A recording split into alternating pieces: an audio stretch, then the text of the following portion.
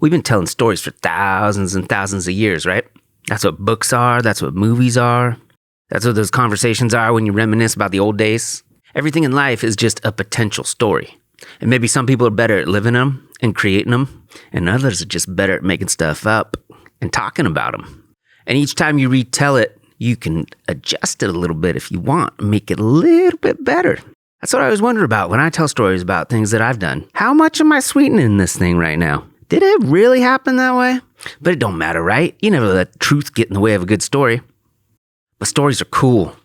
Stories are a great way to encapsulate an idea or an opinion or some sort of life lesson, and you condense it and you pass it on.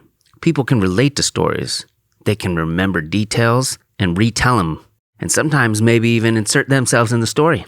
You know, that's probably why the Bible is, if not the most successful, one of the most successful books ever.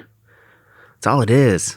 It's just a big book of stories. And it's wild when you think about it that some people follow those words as though they were gospel. And I'm not saying it didn't happen, but I'm 100% sure it didn't happen exactly as it says it happened. The more fantastic a story, the more likely you are to remember it, right? Nobody remembers the story where you went to work and you tied your shoe and then you came home. That ain't a story. But they do remember a guy named Noah building an ark and the world flooding and putting 2 of every single animal inside this boat. How are you going to forget that? There's a certain flow to a good story, and people studied it forever and figured out the various steps to get you to the end. And while that formula is a pretty good indicator of success, sometimes if you follow it too closely, it's just boring. I think that's why I hate the superhero movies so much. They ain't doing anything new. But that's a challenge, right? How many stories are there? How many stories are left for people to talk about or tell?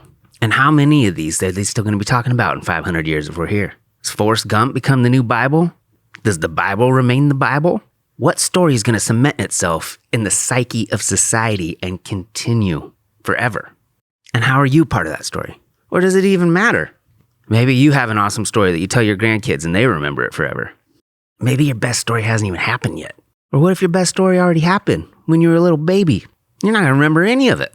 All I know is it's kind of the best thing we got. It's how everybody relates to everybody. It's what makes you human. People want to hear your story. They want to know how you got to where you are. And it's wild how much that story can influence them to like or dislike you. You meet some kid who's like trust fund baby, had everything handed to him, and you're like, he's a little bitch. But maybe he's not. Maybe he's awesome. Or maybe you meet somebody else who struggled and struggled and struggled and had parents who didn't care about him. And they went to jail a couple times, but now they're thriving. Maybe they're still a crappy person. Or maybe they're awesome. But what you hear about somebody's background heavily influences what you think about them. And I forget what the number is, but they say you make up your mind about somebody like in the first 2 seconds of meeting them. And sometimes it's hard to change your opinion on what you think about that person. Maybe you dislike them and you don't even really know why. I find myself doing that sometimes with people. I'm like, why don't I like that person? And I got to think about it. And then I'm like, that is actually really irrational. Maybe they remind you of the things you don't like about yourself. Maybe they remind you of the things you want to change, but you can't. Either way, it's all part of your story, and you're the one telling it. You're the one living it. And you're the one that's going to retell it when you get older. So you get to make it up. You're writing it right now. And it don't matter what anybody else thinks. Just keep doing it. What do you think?